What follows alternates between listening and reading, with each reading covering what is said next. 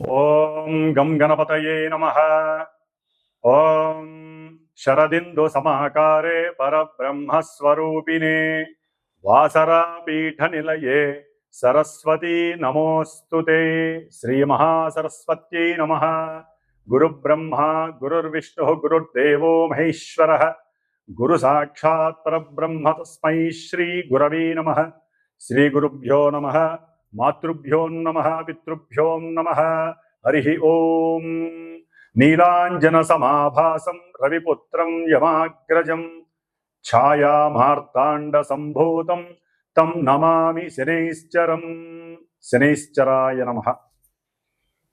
వీక్షించేటటువంటి ప్రేక్షకులందరికీ కూడా వక్రిస్తున్నటువంటి శని భగవానుడి యొక్క అనుగ్రహం అందరికీ కలగాలని, అందరిలో ఉన్నటువంటి ఆలస్యము, బద్ధకము, నేను ఈ పని చేయలేను అనేటటువంటి కాన్ఫిడెంట్ లెవెల్స్ తొలగిపోయి చాలా ఉన్నతమైనటువంటి కీర్తి ప్రతిష్టలని, అట్లాగే ఆలస్యాన్ని, బద్ధకాన్ని వదిలితే చాలా అకుంఠిత దీక్ష పెరిగి క్రమశిక్షణ అనేటటువంటి ఆ యొక్క చర్య ద్వారా ఎంతో కీర్తిని, గౌరవాన్ని ఇచ్చేటటువంటి ఆ పరిస్థితిని తెచ్చేవాడు కర్మకారకుడైనటువంటి శని భగవానుడు. కాబట్టి ఈ శని భగవానుడు మరి కర్మ సాక్షి, ఆ సాక్షాత్తు ఆ సూర్య భగవానుడైతే కర్మకారకుడు అంటే పూర్వజన్మల్లో మనం చేసుకున్నటువంటి కర్మలన్నీ కూడా బ్యాలెన్స్గా ఉంచి ఈ జన్మలో అది జంతు రూపేణా కావచ్చు, మనిషి రూపేణా కావచ్చు, పక్షి రూపేణా కావచ్చు, ఏ రూపంలో మన యొక్క ఉచ్ఛ్వాస నిశ్వాసాలని వదులుతున్నామో ఆ జీవులందరూ కూడా శని యొక్క పాలనలో ఉన్నటువంటి వారే అని గమనించాలి. ఎందుకంటే మనకు ఉన్నటువంటి పంచభూతాలలో కనపడనటువంటిది వాయువు. ఇది మనసు కన్నా అతివేగంగా ప్రయాణం చేస్తూ ఉంటుంది ఈ వాయువు అనేటటువంటిది. కాబట్టి ఈ వాయువు ద్వారానే ప్రతి జీవి కూడా కర్మని అనుభవిస్తూ, మంచి చెడులను అనుభవిస్తూ, ఉచ్ఛ్వాస నిశ్వాసాల ద్వారా అంటే మనం చేసేటటువంటి యోగా పరిక్రమ ద్వారా కావచ్చు, లేకపోతే వ్యాయామాల ద్వారా కావచ్చు, మన యొక్క శరీరంలో ఉన్నటువంటి ప్రతి అవయవము కూడా స్పందించి ఆ యొక్క గాలి లోపలికి పీల్చుకోవటం ద్వారా వాయువుని అది ఆక్సిజన్ రూపంలో ఆ శరీర భాగాలన్నిటికీ కూడా సరైనటువంటి పద్ధతిలో అంది మన యొక్క ఆయుష్ని పెంచేటటువంటి పరిస్థితిని కల్పించేసేటటువంటి వాడు సాక్షాత్తు కర్మకారకుడైనటువంటి శని భగవానుడు. అంటే ఆయుకారకుడు ఆయనే, కర్మల్ని అనుభవించేటటువంటి స్థితిని తెచ్చేది ఆయనే, కర్మ పరిపక్వతని ఇచ్చేటటువంటి వాడు ఆ శని భగవానుడు అని అందరికీ తెలిసినటువంటి విషయమే. మరి ఆ శని భగవానుడు మార్చి 29వ తేదీ అర్ధరాత్రిన మీనరాశిలో పూర్వాభాద్ర నక్షత్రంలో తను రాశిని చక్కగా మారి ఆ మీనరాశిలో సంచరిస్తూ జూలై 13వ తేదీ వరకు అదే రాశిలో చక్కగా స్ట్రైట్ వేలో ఉత్తరాభాద్ర నక్షత్రంలో తన యొక్క సొంత నక్షత్రంలో స్ట్రైట్ వేలో చక్కగా రుజుమార్గంలో ప్రయాణం చేస్తూ వచ్చాడు. దీని ద్వారా, ఈ ప్రయాణం ద్వారా కొంతమందికి ఏలినాటి శనులు, అష్టమ శనులు, అర్ధాష్టమ శనులు, వేధాశని దోషాలు ఇవన్నీ కూడా చక్కగా పరిచయం అయినాయి. దాదాపుగా ఏప్రిల్, మే, జూన్, జూలై దాదాపు 120 రోజులు బట్టి కూడా 135 రోజులు బట్టి చక్కగా శని యొక్క అనుగ్రహాన్ని పొందుతున్నారు అని కూడా అనుకోవచ్చు. మరి ఈ జూలై 13వ తేదీన ఏంటి విశేషం అంటే రవి యొక్క గమనాన్ని బట్టి ఆయన నుంచి అంటే సూర్య భగవానుడి నుంచి ఎంతెంత దూరంలో ఏ గ్రహము ఉంటే ఆ రాశిలో ఉన్నటువంటి గ్రహం వక్రిస్తుంది. మనకు ముఖ్యంగా వక్రించేటటువంటి గ్రహాలలో శని భగవానుడు లాంగివిటీ ఎక్కువ కాలం వక్రిస్తాడు. గురు భగవానుడు ఆయన ఆల్రెడీ వక్రించాడు, ఆయన ఇప్పుడు రుజుమార్గంలో ఉన్నాడు. బుధుడు వక్రత్వం లేదు, అస్తంగత్వం ఉంటుంది. శుక్రుడు వక్రిస్తాడు. రవిచంద్రుడికి వక్రత్వం లేదు. రాహుకేతువులు ఆల్రెడీ వాళ్ళు వక్రత్వంతోనే ప్రయాణం చేస్తూ తాట తీస్తూ ఉంటారు అందరికీ కూడా. మరి ఈ విధంగా శని భగవానుడు జూలై 13వ తేదీ నుండి దాదాపుగా 137 రోజులు దాటి 138వ రోజు అంటే నవంబరు ఈ సంవత్సరం 2025వ సంవత్సరం నవంబరు 28వ తేదీ వరకు కూడా అదే మీనరాశిలో 2 నక్షత్రాలు అంటే తన సొంత నక్షత్రంలో అక్టోబర్ 3, 2025 వరకు కూడా సొంత నక్షత్రంలో వక్రించి ఉండటం, ఆ తదుపరి వెనక్కి వస్తాడు ఆయన అంటే పూర్వాభాద్ర నక్షత్రంలో మళ్ళీ వక్రత్వాన్ని నవంబర్ 28 వరకు కూడా చారజల్పుతూ ఉంటాడు. దీని ద్వారా ఈ యొక్క శనిగ్రహ ప్రభావం వక్రత్వం అంటే ఏ గ్రహమైనా సరే ముఖ్యంగా తన యొక్క రుజుమార్గంలో ప్రయాణం చేసేటప్పుడు దాని యొక్క దృష్టులు ఒకలా ఉంటాయి, వక్రించినప్పుడు దాని యొక్క దృష్టులు మరొకలా ఉంటాయి. ముఖ్యంగా శాస్త్రరీత్యా శుభగ్రహాలు గనక వక్రిస్తే అవి శుభ ఫలితాలను ఇస్తాయని, పాపగ్రహాలు అనగా మనకి కుజుడు కానివ్వండి శని కానివ్వండి వక్రిస్తే అవి పాప ఫలితాలను ఇస్తాయని చెప్పి మనకి శాస్త్రంలో చెప్పబడి ఉంది. మరి ఈ శని మహానుభావుడు పాపి కాబట్టి ఆయన వక్రించడం ద్వారా కొన్ని ఇబ్బందికరమైనటువంటి పరిస్థితులు ఎదుర్కొనేటటువంటి కొంతమంది రాసుల వారు ఉండే అవకాశం ఉంటుంది. మరి శని ముఖ్యంగా మన యొక్క 12 రాశులలో మకర రాశికి కుంభరాశికి అధిపతి, అంటే కర్మస్థానానికి అభీష్ట స్థానానికి, అంటే కర్మ ద్వారా మనం చేసినటువంటి ఏ పనికైనా సరే అభీష్టం సిద్ధిస్తుందా, నెరవేరుతుందా, లేకపోతే బెడిసి కొడుతుందా అనేటటువంటి రెండింటినీ కూడా ఈ శని భగవానుడికే ఇచ్చి ఉన్నారు మకర కుంభరాశుల ద్వారా. అట్లాగే సహాయం చేసేటటువంటి గుణము, సహాయకత్వమైనటువంటి కారకత్వము కుంభరాశిలో ఉంది, తనకి తనే అనుభవించాలనుకోవడం మకర రాశిలో ఉంది. కాస్త స్వల్ప దోషాలు ఉంటాయి రెండింటికి, అని అధిపతి శని భగవానుడే.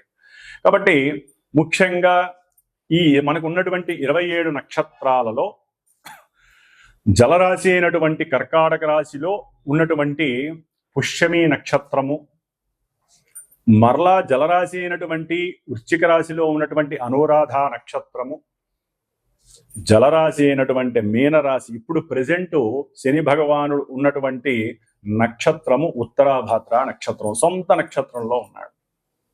మరి ఈ యొక్క కర్కాటక రాశి, వృశ్చిక రాశి, మీనరాశి ఈ 3 జలరాశిల్లో భూతత్వ వాయుతత్వ గ్రహమైనటువంటి శని భగవానుడు ఆయన పరిపాలిస్తూ ఉంటాడు నక్షత్రాల ద్వారా. కాబట్టి ఆ నక్షత్రాలలోకి వచ్చినప్పుడు చంద్రుడు వారి యొక్క మానసికమైనటువంటి చర్యలు కొంతమందివి ఇబ్బందికరంగా ఉండే అవకాశం ఉంటుంది. కొంతమంది జాతకాలలో గనక శని భగవానుడు చాలా ఉన్నతమైనటువంటి స్థితిలో ఉంటే వారికి అనుకూలమైనటువంటి పరిస్థితులు ఉంటాయి. ఏదైనా మనం పుట్టినటువంటి డేటు, టైము, ప్లేస్ని బట్టి మన యొక్క జన్మజాతకం మీద గ్రహాల యొక్క స్థితిగతులు ఆధారపడి ఉంటాయి. అంటే మనకున్నటువంటి 12 రాశులు భావాలుగా మారతాయి, లగ్నంగా మారుతుంది. లగ్నం నుండి ఏ గ్రహానికి ఆధిపత్యము శుభమా అశుభం కలిగిందా దాన్ని బట్టి మనకి జాతకం నడుస్తూ ఉంటుంది.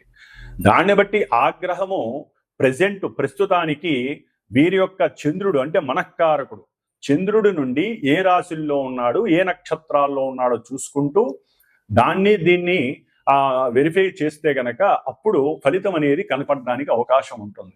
ఎందుకంటే కొంతమందికి మరి పనులు సక్రమంగా సాగవు, దగ్గర దాకా వచ్చి దూరం అయిపోతూ ఉంటాయి ఈ శని యొక్క ప్రభావం వలన.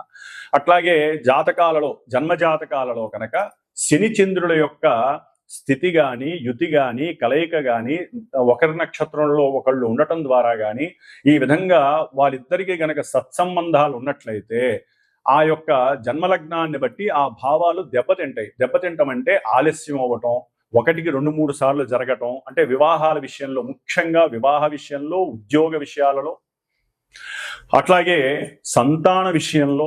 ఎందుకంటే శని ఆలస్యాన్ని సూచిస్తాడు ప్రతి విషయంలో, కానీ స్టాండర్డ్ని సూచిస్తాడు, స్థిరత్వాన్ని.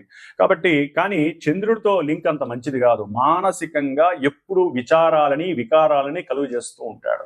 సరే, శశిమంగళ యోగం అనేటటువంటిది అది కొంతమంది లగ్నాలలో కలుగుతూ ఉంటుంది. ఆ దశలు అంతర్దశలు వచ్చినప్పుడు వారికి శశిమంగళ యోగం మనకి ఉన్నాయన్నమాట. ఆ యోగాలలో వారికి యోగాన్ని ఇస్తాడు. అది తర్వాత విషయం, అది జన్మజాతకం చూస్తే గానీ తెలియదు.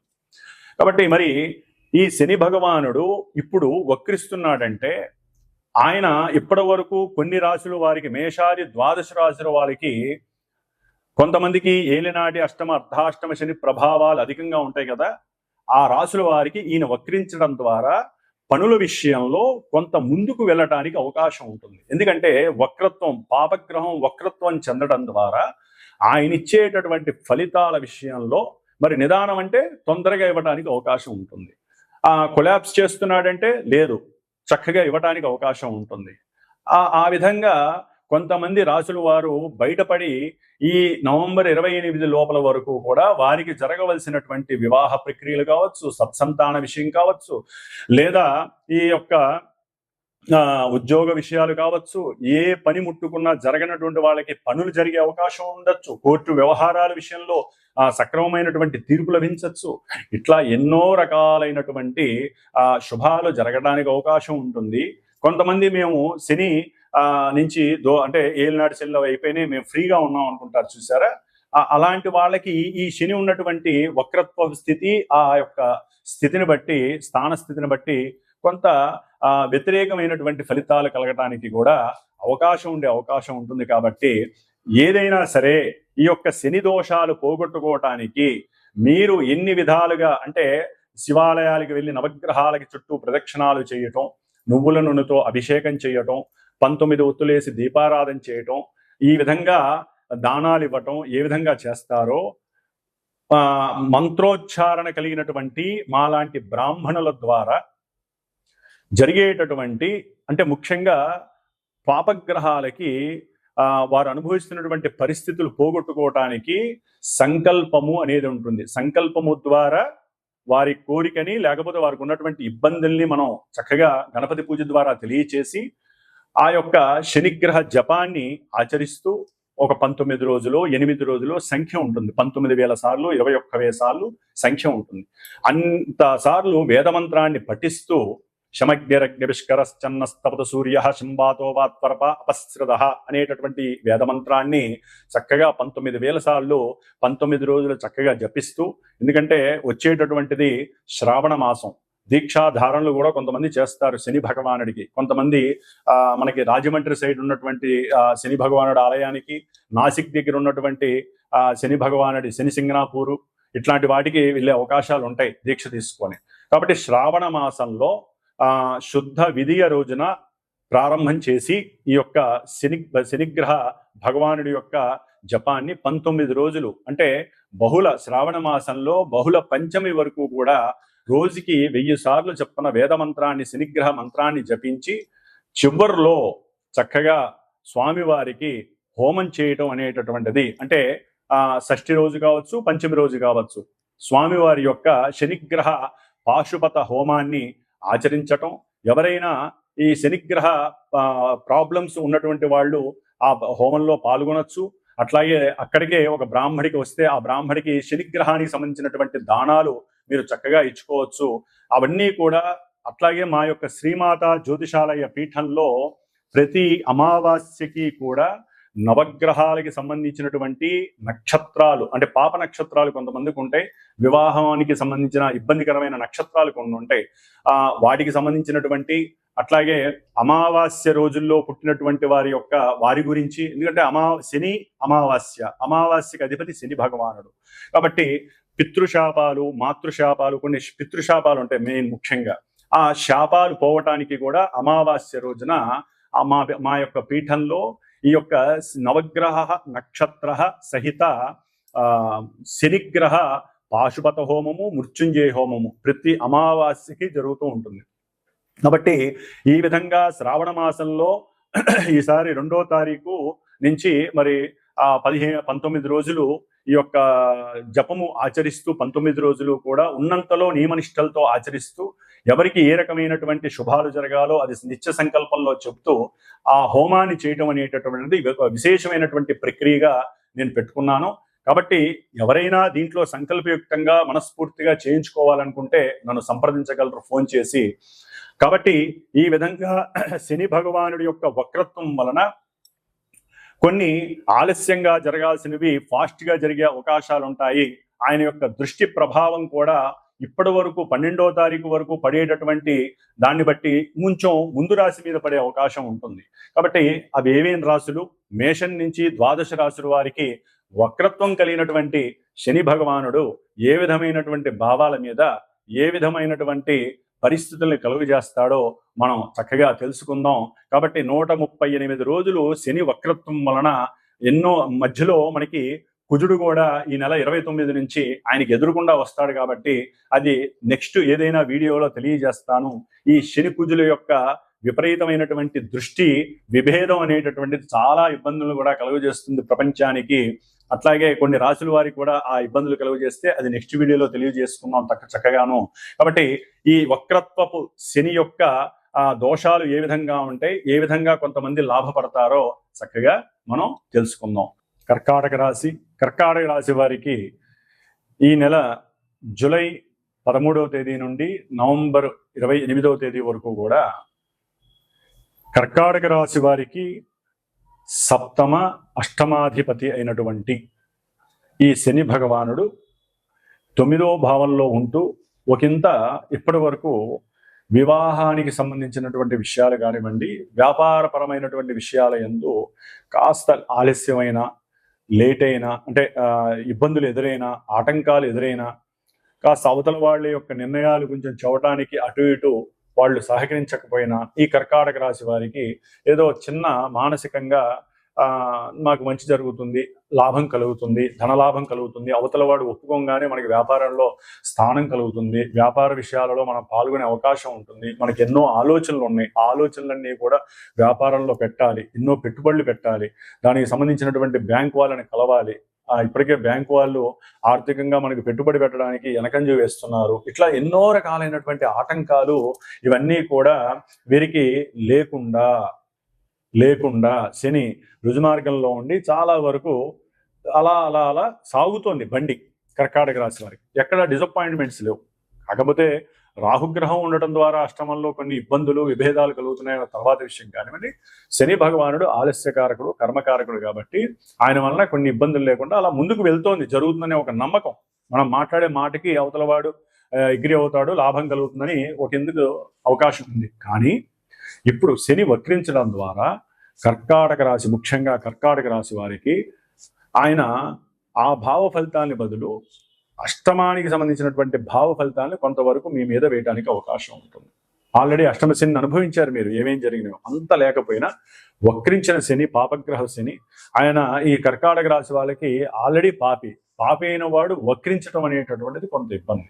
అంటే ఇందాక నేను చెప్పినవన్నీ కూడా రిఫ్లెక్ట్ అవుతాయి. అవతల వాడు ఒప్పుకోకపోవడం, బిజినెస్లో కాస్త మోసం జరగడం ధన విషయంలో, అట్లాగే బ్యాంకు వాళ్ళు మిమ్మల్ని తప్పుపట్టడం, లేకపోతే మీరు కట్టాల్సినటువంటి ధనాన్ని సరిగ్గా కట్టకపోవడం ద్వారా ఇప్పటి వరకు వెయిట్ చేస్తున్నటువంటి వారు కొంత మిమ్మల్ని బాగా ఊబిలో దింపినటువంటి పరిస్థితి అయిపోతూ ఉంటుంది కర్కాటక రాశి వాళ్ళకి. ఇటు శని, ఇటు రాహు ఇద్దరు ఉన్నారు. వాళ్ళిద్దరికి సంబంధం ఉన్నటువంటి గురు మహానుభావుడు 12లో ఉన్నాడు. అంటే చాలా ఇబ్బందులు కర్కాటక రాశి వారికి కలగటానికి అవకాశం ఉంటుంది. మరి రెండు గ్రహాలు శని రాహువులు కలిసి ఉండటం అంటే సామాన్యం కాదు. అంటే శని కలిసి లేకపోయినా వాళ్ళ మధ్య డిస్టెన్స్ దగ్గరగా ఉంది. రాహువు శని ఇంట్లో ఉన్నాడు కాబట్టి శని ఇచ్చే ఫలితాలను ఇస్తాడు. ముఖ్యంగా సప్తమాధిపతి కూడా అయ్యాడు కాబట్టి ఈ ఉద్యోగము, వ్యాపారమే కాకుండా భార్యాభర్తల మధ్య సత్సంబంధ అనురాగాలు ఈ 4 నెలలు బట్టి ఏదో కొంతవరకు మొన్నటి వరకు ఇబ్బందులు పడటం, మార్చి నుంచి మా పరిస్థితులు బాగున్నాయి, కొంత మా వారు మా మాట వింటున్నారు, లేకపోతే మా ఆవిడ నా మాట వింటోంది, మరి జరుగుతుందో లేదో నాకు తెలియదు, కానీ ఆడవాళ్ళు మాత్రం మా ఆయన మా మాట వింటారని మాత్రం ఇది జరగచ్చు, కానీ మగవాళ్ళు మాత్రం అనుకోవడానికి లేదు. కాబట్టి ఎప్పటికీ స్త్రీకి అంత శక్తి ఉంటుంది కాబట్టి ఆ శక్తిని శక్తిలాగానే ఉంచండి. గ్రహస్థితి మారినంత మాత్రాన మనం తప్పు పట్టద్దు, ఎవరిని ఇబ్బంది పట్టద్దు. అనవసరంగా ఈ వక్రించినటువంటి శని ఇచ్చే ఫలితాలని మీ నెత్తి మీద వేసుకొని తొందరగా భార్యతో కానీ భార్య భర్తతో కానీ పరుషపు పదజాలాన్ని ఉపయోగించకండి. కుటుంబంలో లేనిపోని చిచ్చులు పెట్టుకోకండి. ఆర్థిక లావాదేవీల విషయంలోనే ఎక్కువగా సమస్యలు రావడానికి అవకాశం ఉంటుంది. అది వ్యాపారపరంగా కావచ్చు, గృహపరంగా, కుటుంబపరంగా కావచ్చు, లేకపోతే వీరికి ముఖ్యంగా గృహంలో పాత వాళ్ళు ఉంటారు, కొంతమంది పెద్దవాళ్ళు వాళ్ళ ద్వారా కుటుంబంలో చిచ్చులు కూడా లేవుతూ ఉంటాయి. కాబట్టి కర్కాటక రాశి వాళ్ళు వాళ్ళు కొంచెం డైవర్ట్ చేయండి, దూరంగా ఉంచండి. మీ కుటుంబం జోలికి ఎవరిని రాని మాట.